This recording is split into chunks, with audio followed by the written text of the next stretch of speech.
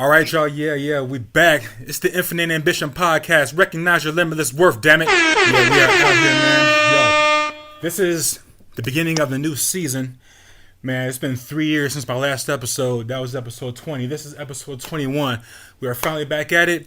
Man, this dude I got right now with me right here. Man, look, listen. If you're talking about brotherhood, you're talking about friendship, you're talking about loyalty. That's one of these things that this podcast is based upon. This man right here, representing Dallas, Texas, came out here to Colorado. This man's involved in music. He's involved in art. He's involved in dance, poetry, creative. You know what I'm saying? When I met him, he was out here living in Colorado, feeling Texas free. The man I'm talking about right now. He was a groomsman at my wedding, which we will get to in this podcast, because last time you heard from me, I wasn't at that stage yet, but this isn't about me. This is about him. This man we're talking about is Tyler, a.k.a. Tyler Mayhem Scorch Williams, in the building. What up with your family? Yeah, what up, brother? Happy to be here. Man, this was a long time coming, man. When I first started doing this podcast, it was I was still living in Crested Butte, but at the time I started doing this, it was just after you moved away back to Dallas, and we're going to get to that part at some point. But that just explains why it took a while to get you on here. One of the main reasons I started this podcast, which I spoke about in many episodes was I went to talk to creatives in the neighborhood, creatives around people that I know and love, friends of mine and people that I'm associated with, entrepreneurs, people who have big things going for them or working on big things, creative minds. Just want to get into their mind frame, get into their backstory, seeing what got them to where they are and finding out what motivates them, what drives them, and seeing what their plans are for the future and help them motivate others that's listening to this who may need an inspirational story or who may like to hear what keeps them going, For sure. So, yeah, what you been up to lately, though, man? I know it's been a minute since we spoke on a regular basis. We don't speak on a regular basis that often, but now we finally get back to it. Man, how you been feeling? You know what? I've been good, bro. Moved back to Dallas. It's always nice to be back home. Right. You know what I mean? Out here trying to stay out of trouble. Nothing but keeping our head to the grind, just working, trying to stack up a little cash. I've been missing Colorado a little bit, so I'm thinking about planning a little visit out there sometime soon. Yeah, it's funny you say that because you saying just now just kicked in a reminder of a lyric you said in one of your songs, like "Stay in constant trouble." That is just me, but I'm Colorado living, Texas. Colorado living. Man, I can't wait to That's get into it all the time. Man, I can't wait to get into the album though. We're gonna talk about that at some point. I got a list of things we're gonna get into. Yeah, but we want to start with a little bit of your backstory.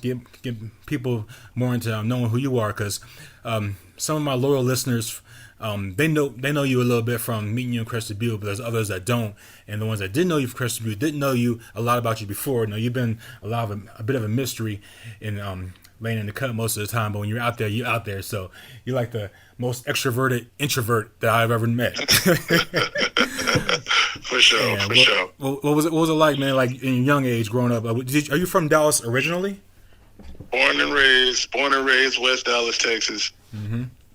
Born and raised West Dallas, Texas. Young. When it comes to like creativity, I don't know. Music was always a big part of life. I had my dad. He was old school, so he was big on. He had cassette tapes. That's how old school he was. He was rocking Bald R. Kelly. For sure. He was rocking. R. Kelly in the public announcement back then. Yeah. He was rocking them. My mom was a little bit newer. She was into the pop and the rock and the Madonna and the whole 80s kick and Guns N' Roses and stuff like that. So I don't know. I had a big mix growing up in my life. Oh, yeah. Yeah. And when it finally started to like click for me was when at probably about 11 years old was when I sat down in my first piano. Okay. And, got it early. That's the way to do it. Yeah. That was back then. I was just tinkering, pressing little buttons, trying to figure stuff out and all of that. And I don't know, anytime I got the chance, I sat down at the piano. You know, that was just my life. Like any chance I got, even if I had to play the same song over again. You know. Yep. And when I was 13, I met my best friend, and he was, you know, producing. Like he was like producing his own stuff. You know, you can call it like basic back then or whatever, but he was like teaching himself to use like FL Studio, and he had like synthesizers at home. Oh wow. You know, and I was like, yeah, and I was like, yo, this is cool as hell. Like, can you show me how to do anything on this? I don't know what none of this is. I was like, I can play a melody. Right. I'm good at that. You know, and that's how it starts. You know, that's you already got when you know how to play any kind of instrument or know understand melodies and understand like music theory or how to write music, or you know how to play by ear and understand how to use notes. You already had got a leg up on a lot of producers that don't know any instruments because it makes you a little bit more versatile. Seriously, yeah, it did, and I don't know. That's when it kind of really kicked off. You know, he invited me to his house and taught me how to use one of my favorite synthesizers, the Yamaha Motif. And he taught me how to use that, and that was when I finally like realized like music is definitely what I want to do. Dope, man. You know, definitely what I want to do. Yeah, it's dope thing about learning that at early ages when you're younger. You soak up the information a lot more. Just like everybody that knows how to play instruments knows that, like when you learn instruments at a young age, you take the information and you pick up that hobby. I mean, not hobby, but the habit a lot easier because you have less distractions and less responsibilities and less things on your mind out clouded. Plus, when you're younger, you're more of a sponge anyway, so you pick all that stuff up early and it just stays with you whether you decide to do something with it or not later in life. You know, I learned the trumpet. Right. I learned the trumpet in elementary school in the school music. It wasn't like in the marching band, but we had band in school back before they took the music programs out of the schools, and Right. I didn't stick with it then, but I kind of came back into it later on by trying to learn the piano a little bit later on in life, like in my early 30s, because my mom, she was always big into the piano and clarinet and whatnot, and I've always seen her playing all the time by ear, so I was always surrounded by that, and then she got me into Miles Davis and jazz and just things of that nature. So yeah, man, it's a part of your life and part of your culture. It does a lot for your personality and your psyche and the way you look at life and where you handle things. Seriously. Yeah, man. What was it like growing up in Dallas at that time, like in the late '80s, early '90s? For me, you know, I'm a '90s baby, so growing up then, I don't know, it was way different. Dallas has changed a lot now, you know, especially for somebody who's been gone for practically 6 years and like moving back. Right. Back then, it was a lot more raw, if that makes sense. Yeah. Like, you know, nowadays I come back home, I'm like a tourist now. It's crazy. Everything, my hometown, right, like it's big gentrified now, does not look the same at all. You know, the last like remaining places of like my childhood are like holding on by a thread nowadays. But Dallas itself has always been big on like culture and like music culture. So even some of the biggest artists still enjoy coming out to Dallas, even with just like you know, Denver and Red Rocks. Like Dallas people still come out to Dallas. Yeah. Like super heavy for the music, and that's one thing that's never changed. Absolutely. Even from back then. Yeah, I noticed that same thing when I go back to my hometown, Dayton, Ohio, too. Like so much has changed, but certain parts have stayed the same in a way to the point where it kind of went backwards a little bit, not in time, but just in enrichment and culture and like just growth. And there's moments where I feel like a tourist. There's moments where I feel like I never left. And the parts where it feels like you never left, you kind of stay grounded, but you always also notice the parts where that's changed a lot, where you feel like you've grown so much and there's a lot and changed. Like you say, it's been 6 years. You notice a lot can happen in 6 years. A lot can happen within yourself in 6 years. What kind of differences have you noticed within yourself as far as growth in the time from when you initially left to the time you came back? Yeah, so I left in what, July of 2016. It's even crazy to say it out loud. I left in July of 2016. And I don't know, when I got to Colorado, you know, I had never been there. So I moved to Crested Butte. I had never been to Colorado in general, let alone in a ski town. Like before that, I couldn't even tell you what a ski town was. Right. So that was just something you saw in like papers, Same with me, whatever. Yeah. And I don't know, moving to Colorado, meeting people, having the experiences. I met you out there. I met, other of like my best friends and other like creatives and everything like that. It definitely changed me who I was, in the sense of did it how can I explain? Did it help you get to know you more yourself? Definitely that. I started a whole new life that I never even like imagined I'd had. Hell yeah. And with that came like growth and character, especially when you meet other like great people. So with you, Definitely. I got to do the music out of nowhere. I got to, do parties out of, other things. I got to just move around and experience like everything else. So I got to grow, and I've learned so much from people out there. That's what Hawaii and Colorado did for me. Both of those. Oh yeah. Three totally different. Ohio, Hawaii, Colorado. Three totally different worlds, but all molded who I am today in different times in my life when I was constantly learning and growing, which I am now. But then it was like, yeah, it's a wake up. You think you know yourself, think you know who you are until you're around other cultures and experience other things, then you start to get revelations. That's the shit. Absolutely. In Colorado, I had people, they taught me how to slow down out there. They taught me how to admire the beauty of like everything, not just nature, but like life. Like they made you want to be better. And that's cool. That's something I've always loved. Yeah. I know just in the short time that I spent with you out there in Crested Butte, like I noticed the difference between the first day we met, which we'll get to that, and to then up until the time you left, just like in the physical presence, not including the present day. But I just noticed the difference, and then like from that day until like you left, I noticed some growth and like some change in a good way. So yeah, I mean, what I always wanted to know is, I don't know if I've asked you this before or not, but like, what brought you to Colorado in the first place? Like, what out of all places? I got asked that question a million times, so now it's my turn to ask you that. You know what? It's kind of a super like wild story. Not even wild, just funny to think about. So I was here in Dallas, and to be honest, I was getting real tired of it. I love my city more than anybody in this world. Facts. But, if you stuck in the same place you grew up in forever, it gets real boring. It gets real, like, you get tired of it eventually. Yeah, you want adventure. So, yeah, and so I literally, like, walked around, like, my city, like, walked. Like, it was like, yo, to whatever God is listening to me, please get me the hell out of here. Please, please. I don't care what I got to do. Just get me out of here. And no lie, completely out of nowhere. And even me and my mom were not in a great place, but for whatever reason, she called me out of the blue and was like, hey, my company needs people to go work in Crested Butte, Colorado. Would you be interested? And I was like, what? I was like, Crested Butte, I've never even heard of that.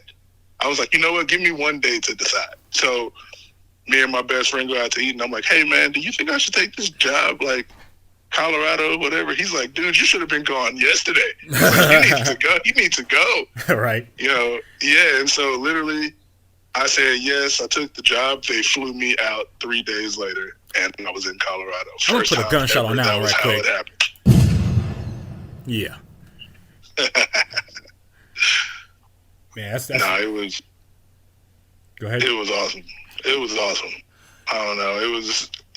It changed my life. Like, literally, I couldn't imagine my life if that didn't happen. Wow, talking about taking a fish out the pond, throwing them into a lake overnight. Man, you know what? And like when I met you, I kind of felt before you even told me where you was from. Like I had that feeling like you had this like southern kind of country city type straightforward low key vibe to you. I'm like, as before we even got into the first conversation, but I remember you were showing me some. I remember one day you were showing me some pictures from. You used to play rugby, man. Like you're the first person I ever met. Not mention like first black dude, but the first person period I ever met that played rugby. Before I met other people that did later on. But like, what was that like? You played for your school? Was it a city team? What was going on with that? How was that experience? In high school I played so many sports in school, so many sports outside of school, you know, and my family, you know, you have to play football. That was like a thing. And I did play, and I was like good, but football just wasn't like cutting it, you know, and I was like, you know what, I want to do something different. Yeah. So my junior year, I up and quit the football team. Family was not happy about that, but not at all. But I was like, you're fucking up the legacy, Todd. Yeah. You're supposed to follow in our footsteps. It was like that. But so like my feet don't fit those footsteps. I'm going this way. Right. But my mom was like, you know what?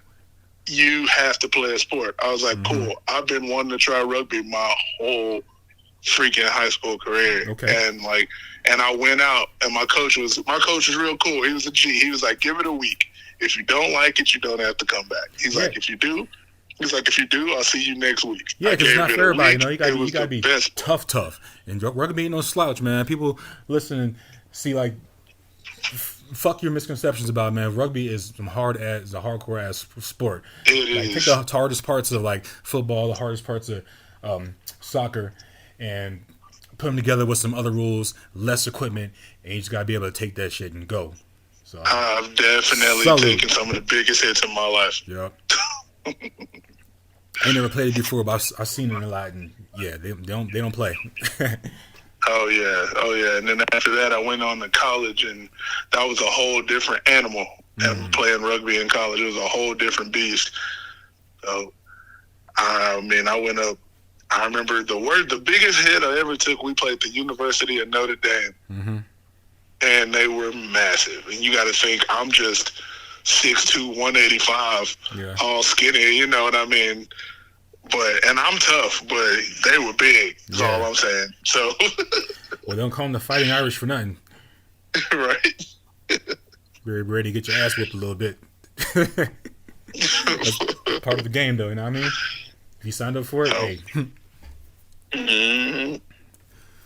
Yeah. So, like, you remember we was going back to the piano thing. Like when we started doing music together, you was telling me about some of your piano knowledge, and at that time, I just started taking online lessons, trying to get into it, so I can be more versatile as a producer. And you was like playing some melodies, doing some by ear. I had my little pseudo studio set up in my spot in Crested Butte. Back then, it was a lot smaller than what it is now, but I was doing a couple days. Just like, well, I'll throw some beats on, and you started playing some stuff. But I'm skipping ahead a little bit because I want to talk about that story, how we first met and got into. Matter of fact, let me get into that right now. Yeah, I was going out to my favorite bar at the time called Talk of the Town, and I think it was on the same town bus together. It was like this free shuttle that goes up and down the mountain. Anyway, we was over there, and yeah, you was rocking this clean white turtleneck. I'm thinking you was older than you was. Like I think you was on some more sophisticated now in the town shit. I'm just going out to get drunk and dance, whatever. And I guess because somebody we worked with, or at the same hotel, have hooked us together, introduced us, and we was in there talking. Tell your side of the story about that to people listening. All right. Let's see. Let me see what I can remember about us meeting. All I remember from that night. You gotta remember, I might have been a little inebriated, like that. We all were, but right.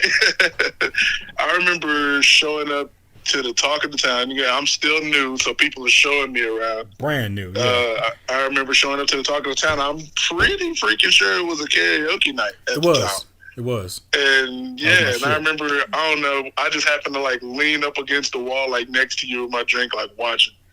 And I don't know what got us to talking at all, but I don't remember either. I remember. Yeah, I just remember you mentioning, like, oh, you make music. And then, my ears perked up real heavy after that. I was like, oh, word? You make music? I'm trying to make music. I'm good. I remember you were like, you say you can rap, but can you rap, though? Because I don't want to, mess with nobody who can't really do it. Yeah. I was like, bro, trust me. I know what I'm doing. Yep. Because at that time, go ahead. Nah, and then I think, what was it, the next week was when we started working? Yeah, it was pretty like, you pretty put quick. me in the studio?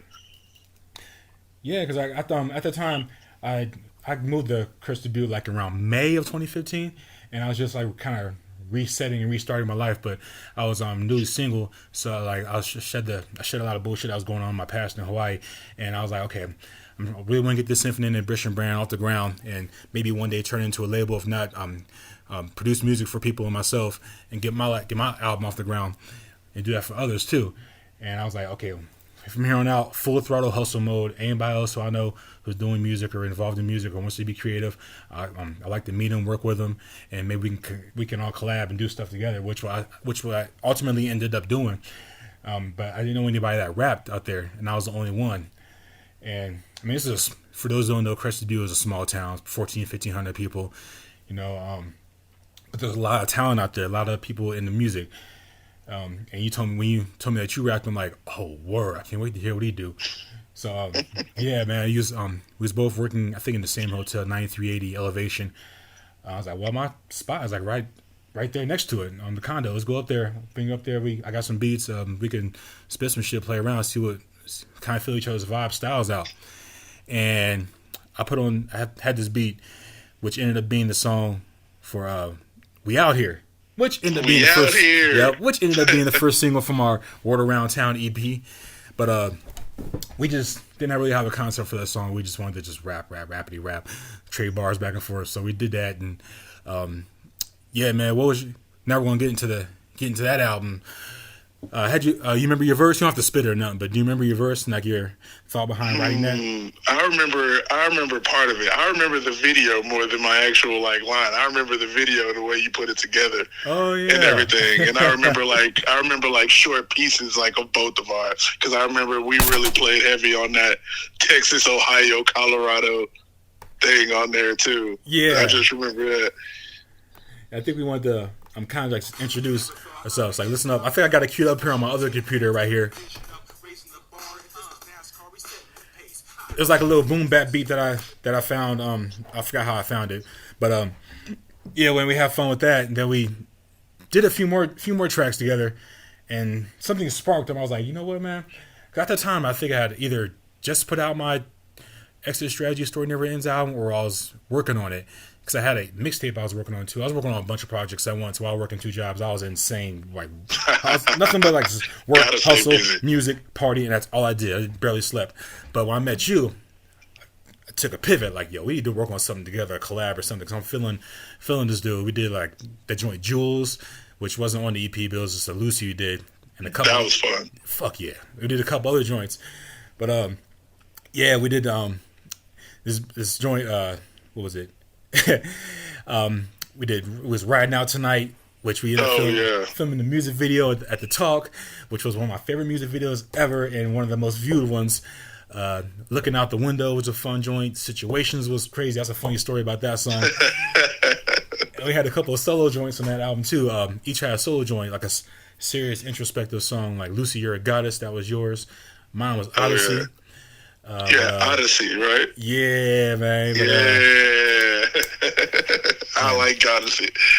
That Riding Out Tonight, though. Riding Out Tonight, that joint, I think that song helped. My whole goal for this EP was to help put you on the map, get you noticed, and get people to recognize who you are as an artist and see that you're doing something serious, whether it be anybody who ever hear it. I mean, it had a bunch of some samples on this EP, so I couldn't really put it on the streaming platforms to sell it. We just had to put it out as a promotional thing. It's on YouTube right now. It used to be on Dat Piff, which is that website's getting shut down pretty soon. They went out of business, but it's still on YouTube. But Right Now Tonight, though, man, that shit was fun. Recording it, doing the video, and man, we did performances in Denver. We can get into that too. Man, talk about your experience with Riding Out Tonight, the song and the video. You know, Riding Out Tonight, I don't know, I liked the beat as soon as it came on. So when you brought it to me, I was like, yeah, let's do it. You know, that whole EP, you know, you had me, I was like on standby, like I was ready. All you had to do was be like, hey, bro, here's the beat. I was going to follow it. I was going to kill it. Yep. So working on Riding Out Tonight was super fun, especially filming the video. Man. You know, you taught me a lot with just like that song, between, you know, the media side of like, you know, promotion of a song, especially a single, stuff like that. Yeah. Recording and then us going out and actually filming the video, getting the town together and everything. Riding out tonight was super fun. As a matter of fact, I watched that video like a few days ago. Me too. It wasn't even that long. Yeah, I watched all the videos. Yep, that's one of the funniest videos I've ever shot because we just got locals involved. We shot it at our favorite bar in town. We got them involved, some of the staff there, and just there's so much that just story about that video is a whole different podcast in itself, because we shot it at home, we shot it just on the way. We had friends of ours help us out with the camera work. His name's slipping my mind right now, but he's my boy. He's Brendan. Yeah, Brendan. Oh my God, Brendan. The dude, man, he helped us out so much with the camera work in that video. That then in the talk, friends of ours that just participated in the video, people that just popped up and did random wild shit on the spot. That was fun. It was so organic, and like that moment couldn't be duplicated. Nah, not at all. Even the outtakes, everything, even the funny parts, everything was great that night. Yeah, man, I got every now and then somebody will hit me up like they talking about that video, like, oh, you remember that part? Like some parts, like there was some parts that wasn't even in it because the lighting wasn't good, so but he told me about what they did. I'm like, oh shit, well I wish I could have seen that. But yeah, then we did got looking out the window, looking for the yeah. Had those Kanye samples in there, which like if you listen to it on YouTube, some of it's muted because those Kanye samples got flagged, so they won't play them. But the song itself plays and it still slaps. We both dabbled in a different cadence on my flow to go with yours because you had. I'm not gonna speak for you. You tell me about your verse because the way you did your verse was very unique and it was very it flowed so smooth that only you can tell how you did your voice because your verse on that. Yeah, so the beat, if you remember, the beat was an old beat of mine. It was my friend me and my friend made it messing around years prior. It was one of those beats where nobody actually thought we would keep it. We just saved it and threw it away. But it was on my mind for a while. So I called him, asked him for the beat, and I didn't think I could remember it. But that verse I wrote years ago. That's why when we recorded it, I didn't even write anything down because it was one of those verses that I really loved that was burned into my memory. Yeah. One of those you just can't let go. So when it came to recording it, I was just ready for it. I was just ready to get to it. And when I came in, how do I approach this? What I wrote is, you just wanted to just get in there. And that was probably at that time, that was one of my most unique verses, as far as my cadences and the way I came at it too. You knocked it out in one or two takes, knocked it out pretty quick. And it took me a while to write it because I didn't really know what kind of cadence I was going to go to it because that beat was a little unorthodox compared to what I usually am used to writing to. I've never been used to writing in one style. I got before that I've had hundreds of songs that I wrote to many different types of beats and cadences, but that was something off count of the pace that I'm used to. So I'm like, okay, I talk fast, let me utilize that into a speed rap, but not exactly a staccato, something that can bounce and keep up with the snares and the hi-hats. And I heard you, and that motivated me to be like, okay, so that's what I did. And tried to match yours, and it ended up being a fun track. It took me a lot of cuts, but I got it right. I loved it. I definitely liked your verse, especially the one part. I don't know why this is there. You were body the area and taking out the witness. I was let's go. Every one of those tracks, songs from that album, you got a favorite one. You got a favorite part or a favorite verse that I like from you. I'm gonna bring it up in the next joint situations, but let me see if I can try to play some of that. I don't know if you can hear that. Oh yeah. Not the pop up. I was actually 2 days ago. I was working out. And I was playing that song just while I was working out, and I damn near threw the weights, man. I started rapping along with it. I was having flashbacks.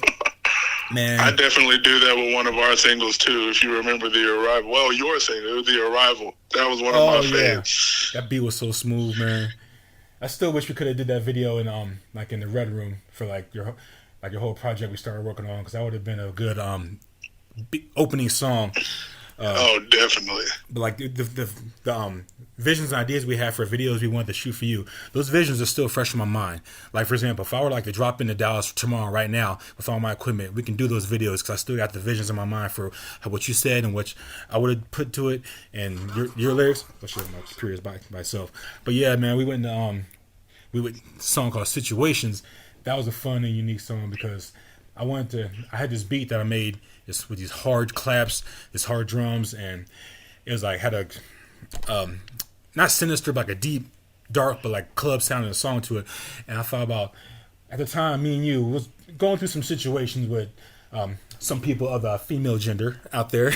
We had a few stories and things we was talking about. I won't drop any names, but we had a lot we wanted was like just venting to each other. It was like, yo, we need to talk about these things, but just in an entertaining way. And I was speaking about a few situations, and you speaking about a few situations, not really touching on one in particular. But I remember you told me this interesting theory behind when you wrote your parts, your verses. What was going through your mind when I told you the concept for the song and you started writing? All right, so when you came to me with this song, I remember it plain as day. I remember I really liked the beat, but for whatever reason, I couldn't wrap my head around the beat. Like I liked the beat, but I was like, I don't know if you remember, I was like, Khari, I don't know if I can write. Like I don't know if I don't know what it is about this beat in particular, but I can't write. You were like, bro, give it a couple days, you'll be fine. Just chill out. And I remember waking up one morning and everything was aligned. Like I woke up one morning, I knew exactly what I wanted to say, the situations I wanted to talk about, like all of it. I was absolutely ready, and I dialed in, and I went in the dark because that's always how I like to do stuff. Yeah.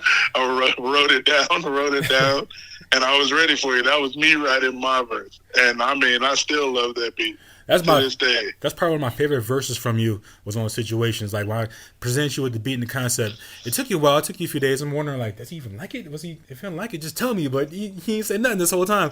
Then I know where you came in with this fire ass 16 and 8. I snapped like, how the fuck? This shit is hard. And like I wouldn't change a word of that at all. Like, and like we performed it at the Talk. I talked at Eldo at our album release party. We performed every record on that album. And you said, why don't we just sit down on stage in the chairs and act like we're talking to each other? I'm like, yo, that shit is smooth. Let's do that. That's exactly what we did. Sat down at the chairs, facing each other. We had our mics, and we just rapping like we were talking, not even acknowledging the crowd. Because that's basically what it was like. It was like, let me tell you about this one. Let me tell you what happened with this one. Let me tell you about how I felt. Like here's the situation. She thought I wanted to love. It's like, oh, God! That was crazy, man. And my favorite line in the whole song, fuck what I said. The favorite line is something that you said something like, a bad bitch catching more nut than a gentleman's club. I was like, stop the track. Stop.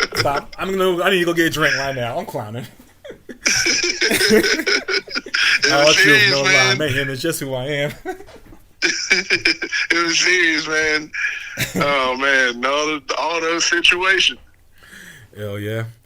Then we went into we both had our solo joints in there, more serious songs, introspective vibes. He did one called "Lucy, You're a Goddess."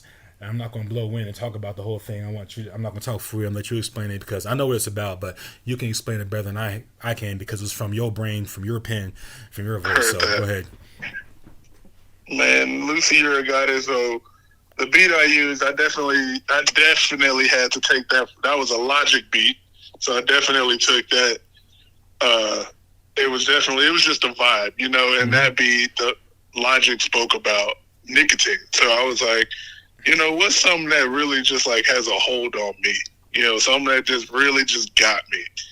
And it was Lucy, Lucy, LSD. So I was like, I remember sitting in my room on a trip. I was just sitting in my room, like looking out over the mountain, like on the mountain. Chris, I stayed on the mountain, so I was looking out on the mountain. Mm-hmm. And I was like, yo, this has to be some of like the best stuff in the entire world. You know what I mean? And really. And I was like, this is absolutely incredible. And everybody knows when I find something like absolutely like really just like jarring or like really influential, I have to write about it. I have to write about it, whether it be poetry, music, whatever. I have to write about it. So when we had to do solo joints, I was like, well, let me write about this while it's fresh on my mind, Yeah. And I went down and wrote Lucy, You're a Goddess. Yeah, that song sounded very poetic too. It sounded like a poem turned into a rap. I do a lot of that. I definitely, a lot of my rhymes started out as like poetry, and I kind of just, turned it into something I could definitely put in a song. Right, you was always steady with the poetry. I remember you showed me books of things that you've had written, and I like how this concept of the song sounds like you're talking about a girl or a certain woman, but really you're not. You're talking about nicotine or addiction or LSD or whatever your vice may have been, but you bring it all together at the end, let people know that that's what you're really talking about. But it sounds so smooth and has like this seductive vibe to it. Like it starts off with like almost like spoken word because there's no drums, it's just the melody, and then the drums come in and it kind of brings that heartbeat to the song. That was dope. Definitely, I love that. I definitely love doing that song. I wrote that laying down in my bed in the dark, like that. It was one of those types of songs.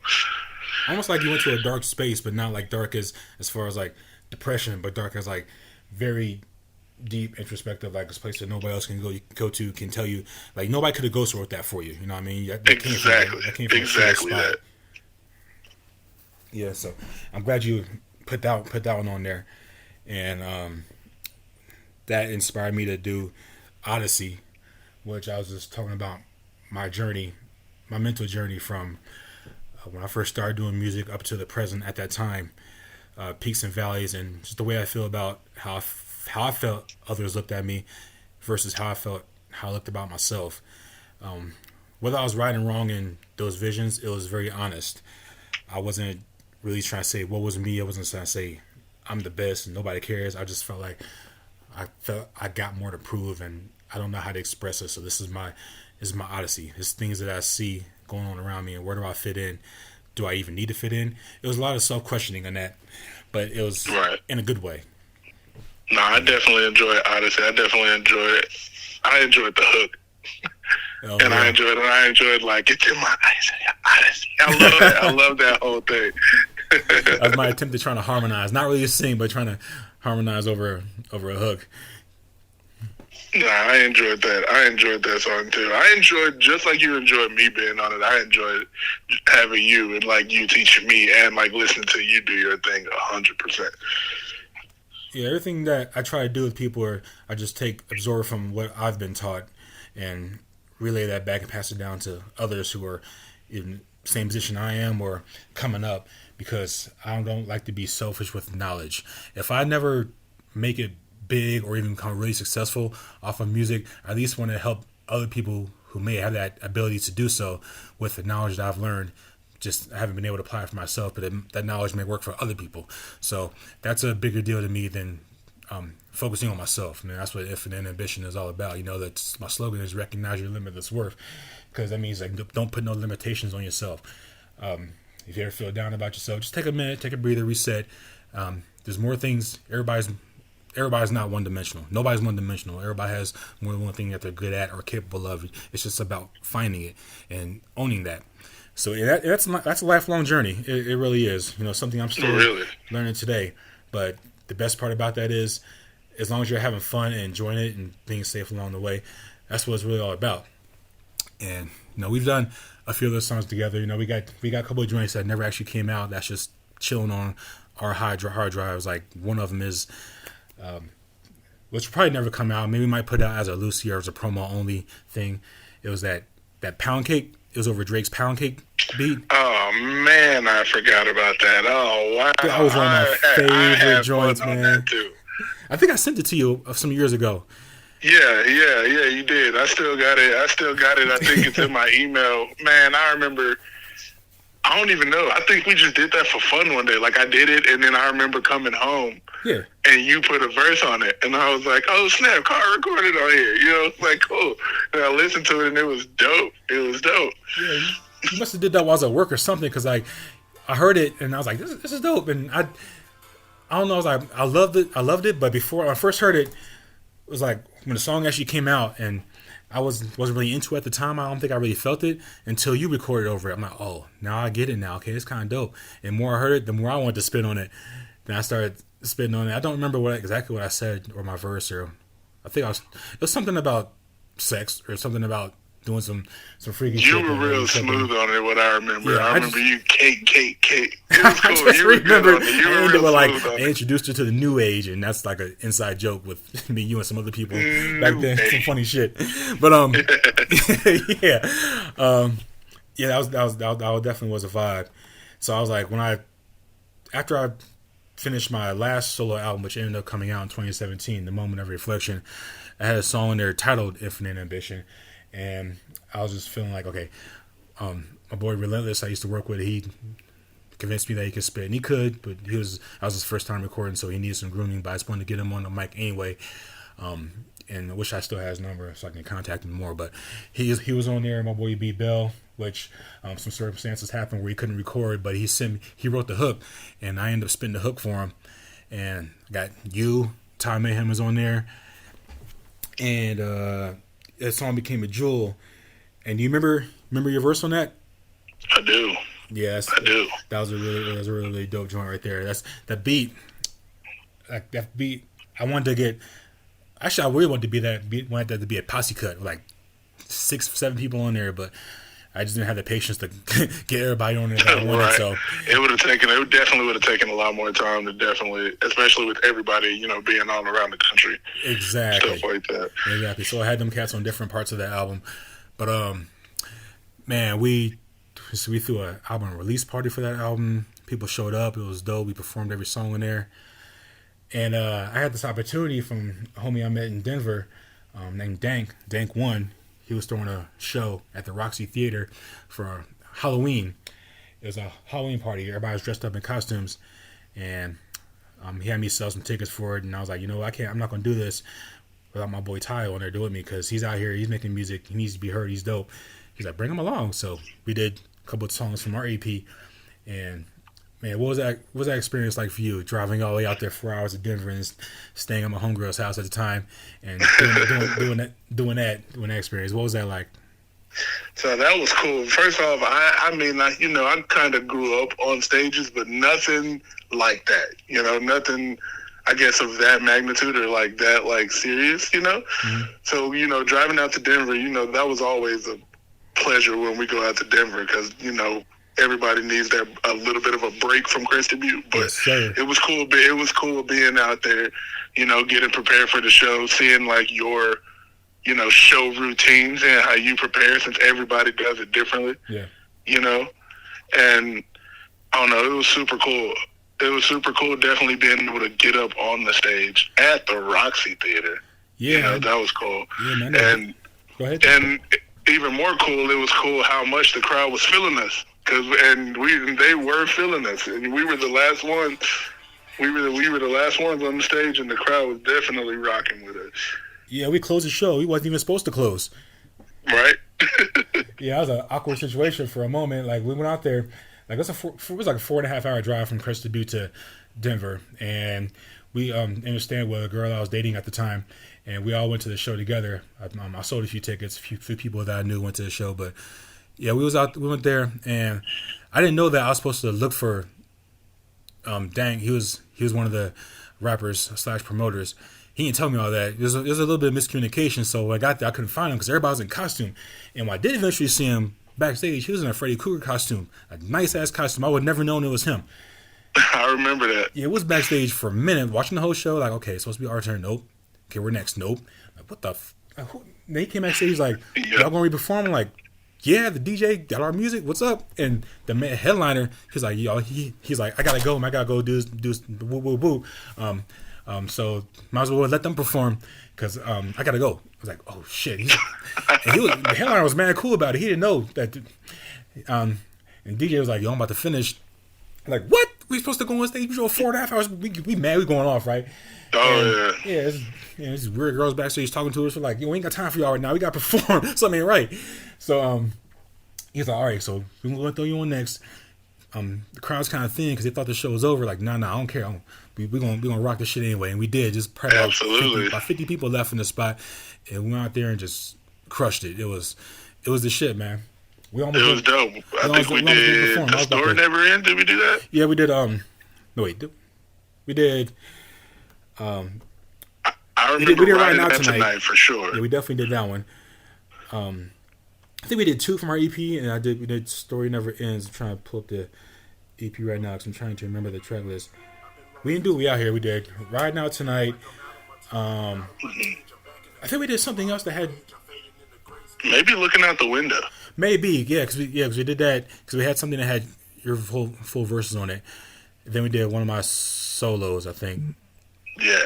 Oh yeah, but the energy though, that was dope. Like that's one of the, I want to say one of the biggest stages. Actually, it was, and probably one of the biggest crowds I rocked out. Was like a crowd of people I didn't know, which made it fun.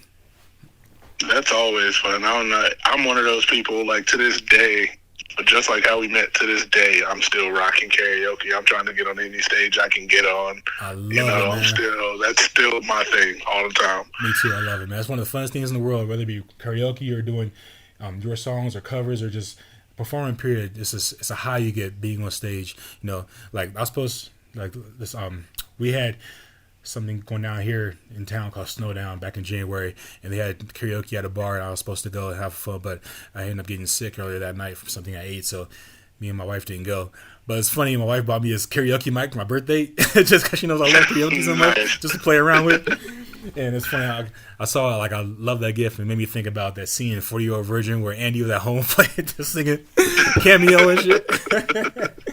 Oh man, but yeah, I feel you though, man. I wish you were still in Colorado that time where I did that show at the iBar Ranch. I did like 9 songs, and that was like shortly after I met my now wife, and that was such a fun night. I wish you would have been there to perform because there was like some rock bands performing, there was alternate bands, there was a couple of rap groups, and yeah, that was a very fun organic experience, and there was a full red blood moon that night. So that. Oh man, I've always been connected to the moon my whole life. Absolutely, that night had your name written all over it, man. But like I said, we're still young enough to keep doing this and link up again one day and maybe rock the stage again sometime in the near or far future. I'm hoping. I'm definitely. I'm always down for that. One thing I also know you're down for is you as well as me. Well, me not as much as I used to be, but at the time. Major party animal, and not just attending, but throwing them, man. And when I say throwing them, I always refer back to that epic blacklight party we threw in Crested Butte. That was the first one. That was the number one, and it proceeded. It went way past my expectations. Talk about it, for King. Sure. Talk about it, man. I just remember, you got to remember, I'm still new to Crested Butte. I'm still new. I'm walking around town. I'm talking. I'm getting to meet the locals since, I had just decided to live there. So I'm walking around. I'm talking to everybody, and they're like, yeah, we used to have more parties. And I mean, literally everybody is saying this. And I kept being like, well, why doesn't somebody throw a party? Like, why does it? Y'all keep saying, like, you used to do this. Mm-hmm. And I was like, why don't y'all throw parties? Everybody gave me the same answer. Well, it's not that easy. I was like, I'm 100% sure it's that easy. Yeah. I was like, or at least if you want to make it happen, you'll make it happen. So I remember bringing it to you. You were like, well, bro, if you want to throw a party, throw a party. I was like, fine. I was like, well, I know where I want to throw it. Like in the Red Room. The Red Room. It's probably the coolest space for any type of party. Mm-hmm. And I remember... For those that don't know what the Red Room is, it's the downstairs area of the Secret Stash. It used to be a sushi bar many, many years ago, but now it's like downstairs restaurant area / party area, live events and concerts and things go downstairs. But yeah, I just wanted to throw that sidebar out there. Go ahead. Definitely. And the first time I went there was during Venatalk, my first year, and they were doing like an EDM thing down there, and I was like, yeah, I love this space. Yeah. So I remember asking, I was like, who do I have to talk to about throwing a party down at the Red Room? And I don't know who told me, but somebody was like, hey, if you want to do anything like that, you got to talk to Kylina. Yep. I was like, all right, I don't know who Carlina is, but I want to meet her. And I remember for 2 weeks straight, I think Carlina was on like vacation. You know, she was out, she was gone. And I remember for 2 weeks straight, I kept walking there asking for Carlina, Everybody kept being like, dude, what is going on? Why do you need to meet her? I was like, yo, I need to meet her because I want to throw a party. And I remember I went down there during the day one time to see a friend, and I'm just sitting at the bar. And my friend was like, hey, you're looking for Carlina, right? I was like, yeah. She's like, that's the woman you're sitting next to right now. I was like, oh, snap, no way. And I told her, I was like, hey, I want to throw a party. She was like, well, can you guarantee me that people will show up? I was like, what? I was like, yes, I can guarantee you people will show up. I was like, I'm good at this. She's like, all right, I'll give you a chance. You know, and that was when I came back to you and I told you, I gave you the date, everything. You were like, you were gung-ho about it just like I was. You were like, yo, I'm going to do the flyer. And I was like, cool. And me and you were both posted online. And I remember saying, you know, we need 1 month to promote it. And we wouldn't shut up about it. And then we wouldn't, bro. All the time. I got so tired of hearing my own voice telling people about this party for a month. Man. For a month. Like, literally, hey, yo, come to my party, you know, May whatever. Come to my party, May whatever. Come to my party. Every time I had a conversation with somebody, that would come up, and I was able to sneak that into the conversation, bring that up in the conversation. No matter who I was talking to, I could be talking to a local policeman about somebody peeing on the corner. I got pulled over one time, and I brought up in the conversation, you write my ticket. It was everywhere, man. I was trying to tell everybody and their mamas about it. Really, I remember it got real when people were like, bro, you told me about this yesterday. I was like, oh, did I? My bad. You know, I got to keep letting everybody know. Yeah, because people's attention span is short. You got to remind motherfuckers. Like, I was on the radio, had radio interviews, was bringing it up. Every social media outlet. We pushed it how you're supposed to push a party. We did it exactly like that. So when the night of came, I remember party starts at 10. You know, nobody wants to. Everybody wants to be fashionably late. At a party. And I remember 10:30 came, and I don't know what happened. It was like a wave of people, and it was cool because the DJ was a local DJ. Like, people thought I brought in like some professional DJ, but people thought I brought in some like professional DJ. That didn't happen at all.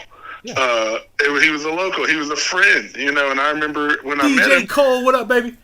Cole, shout out Cole. We were in Gunnison when I met him, and I didn't know he DJ. Yeah, he was slept on, man. How you skill? He was slept on. And I promised him, I was like, hey, I promised to give you a packed house one day. I don't know how I'm gonna make it happen, but I will. He comes in. He absolutely killed it. As a matter of fact, everybody all night kept coming up to me like, yo, who's your DJ? Yeah. Who's your DJ, bro? He's awesome. I was like, yo, it's Cole. He works across the street. Go see him whenever you want. Yeah, what I mean? Go check him out. Yeah, me and Cole worked together. He told me I told him I was doing music and gave him my other previous album.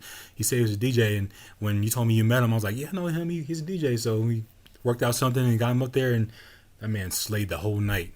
The whole night. He slayed the whole night, you know, and people... You know, I remember people kept asking me. I remember a promoter came to me that night. I don't know if I told you that, but a promoter came to me that night. And he was like, yo, good job on the party. He's like, how much you make? I was like, no, I didn't do this for money. That wasn't the point.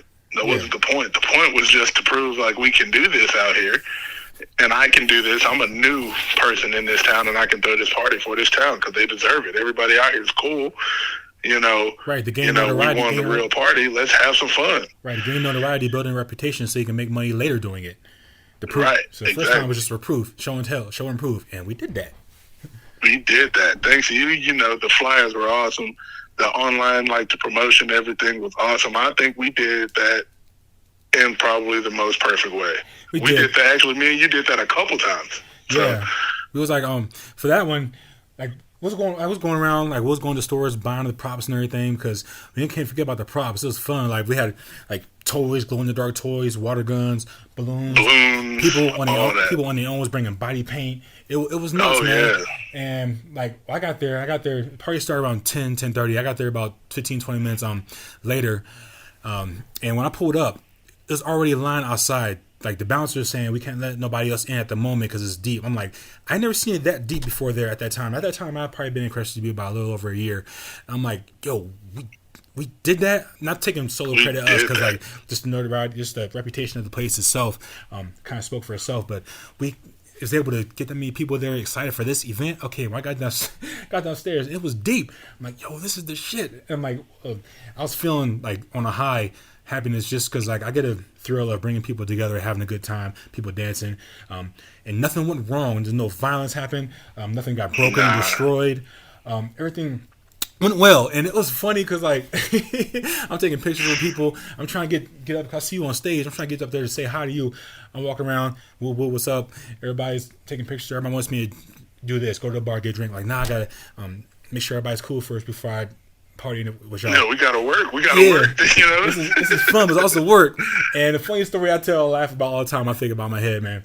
Like, I'm in there, I got my Infinite Ambition shirt on, whatever. We both rocking the beads. We on some old party vibe, but serious. Because we, like, handling the shit, making sure, keeping our eyes on everybody, make sure nothing happened.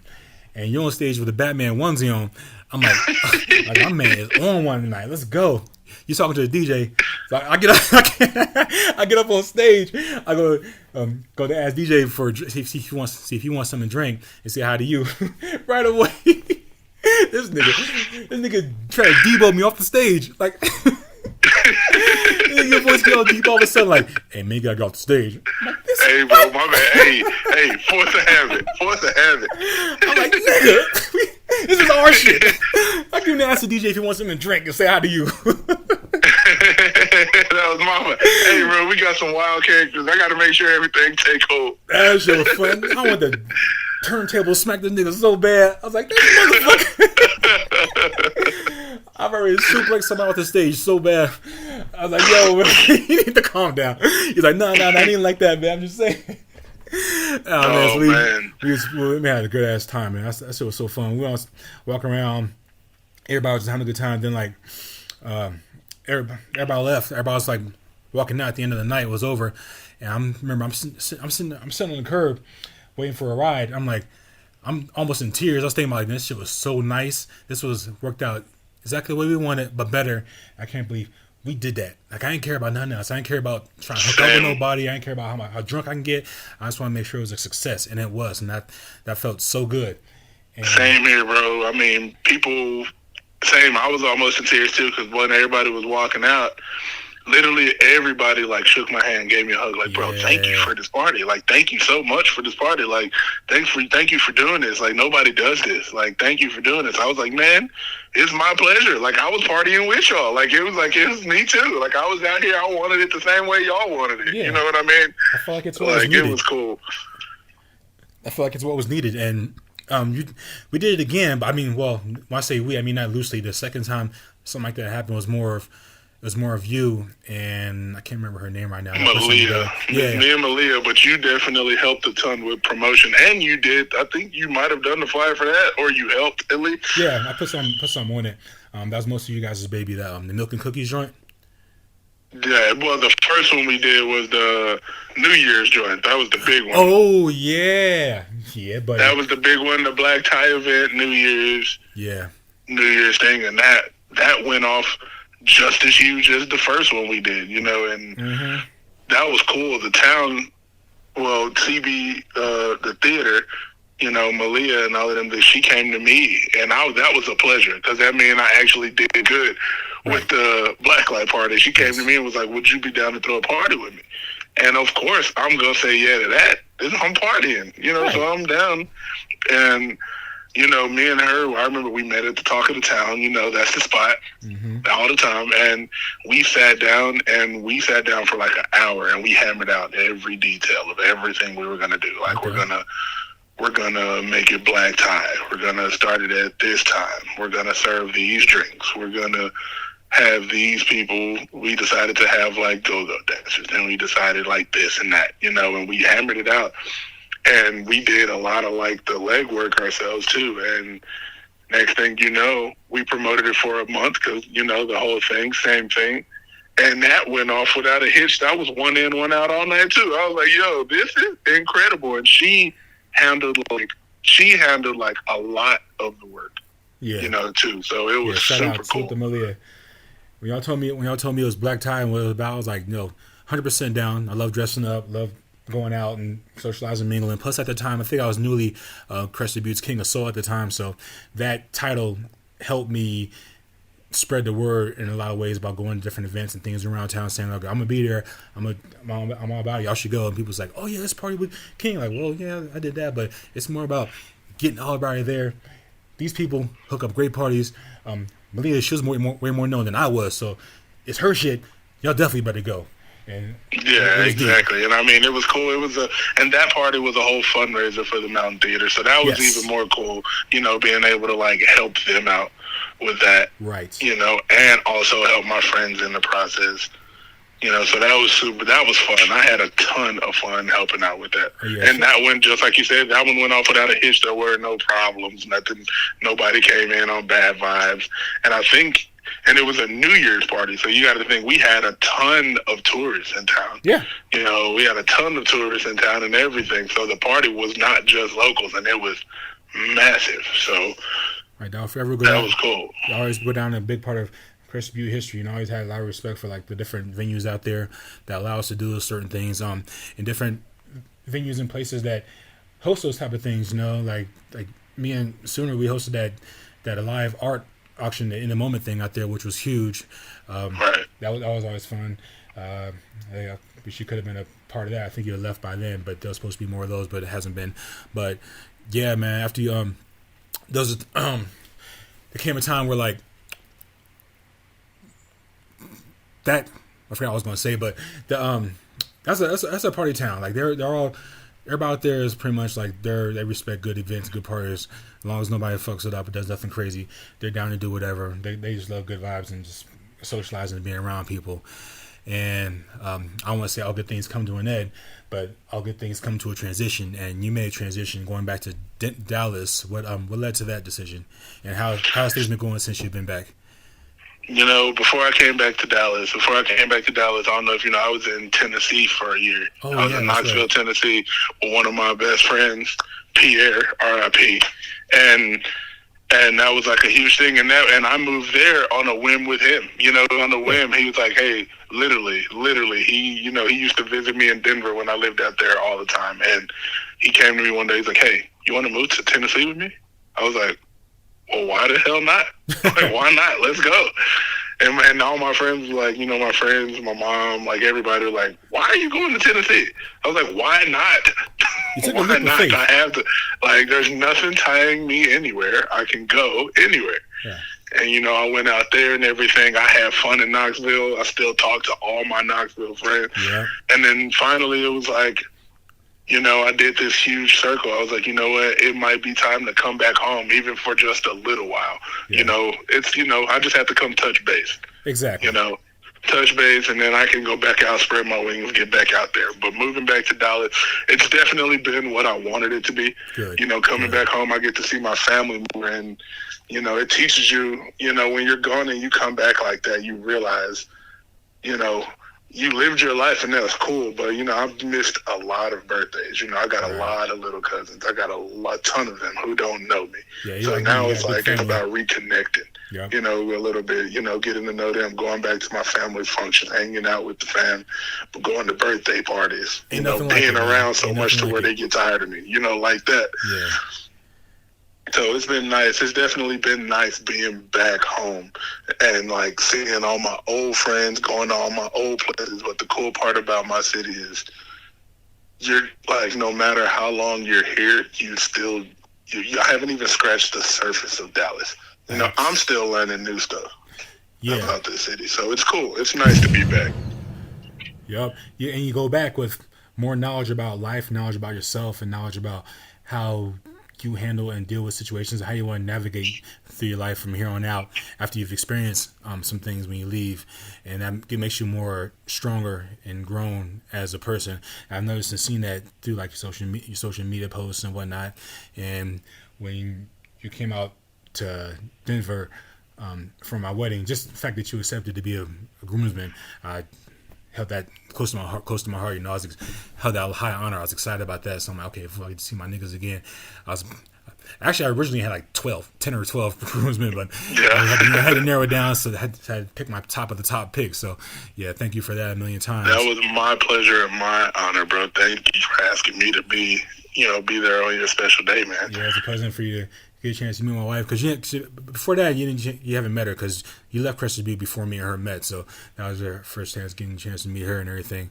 So that was a pleasure. And the wedding itself was so much fun. You during the final dance, man, you hit me with that surprise, like, yo, singer Michael Jackson solo. Like, what? He's like, yeah, I'm gonna hit the song, guard. You just do whatever. I'm like, all right. we watched that video so many times, man. And if you listen to the video, you can hear your ass singing loud in the background. That is funny, man. Me and you got a great picture. I don't know if you see that on my Instagram or whatever. It's like of that like trip for your wedding. That's like the first like picture I put on there. Me and you just having a good time on the dance floor. So yeah, I think I got that picture. I think I've seen it. Was that one was like fake singing in the microphones or something? Yeah. That's one of my favorite shots too. Yeah, man. Shout out to Elevate Photography, man. They was dope with the photography. But yeah, before we close on, man, what you got going on right now out there, and what you got any plans for the future, near future, or you got something in the works right now? Right now, like I said, I'm just saving up money because I really want to go back to Colorado. I'm actually thinking about moving back out there, but I keep everything open. Yeah. You know, I kind of go where the wind blows. So wherever calls my name, I'm definitely open for that. I've still been writing. I still write. I still write my poetry. I got a little bit of music in the works too. Okay. I always like to stay busy. Like to stay busy. There you go. You don't want to get stagnant. Well, if you still got access to recording equipment, I might be hitting you up for some collabs pretty soon, because I got back into the music, not like full time as me as an artist putting out solo albums, but I've been putting out working on this album of just beats, like production album, doing producing, and I do some collabs for vocals every now and then with some Lucy songs. But I might hit you up for something, because I like to keep talented people working and stay doing work with them, people that I appreciate and I love. So yeah, man, you wanna drop your socials real quick where people can find you on social media or anything you want to promote? Go ahead and let that out now before we close out. You know what? If anybody wants to follow me, you can follow me at Mayhem Symphony on Instagram. That's where I am. That's the only social. Keep it real nice and easy. So definitely get me on there. I always stay up. I always have a lot of fun on there. I post a lot of things about my city if you want to know anything about Dallas. Mm-hmm. But that's me. Hell yeah. Well, man, we're going to close this out right here, because if I go over everything I want to talk about, we'll be sitting here for 15 days straight. So, man, I know you got things to do. I got things to do. We don't want to make this too long. So, I want to appreciate you. Like I said, man, it's the Infinite Ambition podcast. Speaking here with Tyler Mayhem Scorch, man, fresh out of Dallas, back to Dallas, and it's been a real pleasure reconnecting with you. And we're going to talk again soon, because we got a lot more to catch up on. All right. Thank you, brother. It's been a pleasure being on here with you. Please hit me up anytime. Yes, sir. Recognize your limitless worth, man. Khari's Mind Productions, Khari'sMind.com, Infinite Ambition. This has been episode 21, the first episode of the new season of the Infinite Ambition podcast. Thank y'all for listening. You hit us up on all the social media platforms. I'm there. This is going to be on streaming services. When you see this link, click on it, share it, and man, just continue to do you and stay motivated, y'all. Peace. Coming straight at it, attacking trapping master, back in disaster alley, racking up tally kills. Microphone mayhem skills, so real, they love the truth that comes. Khari's Mind Productions. Infinite ambition.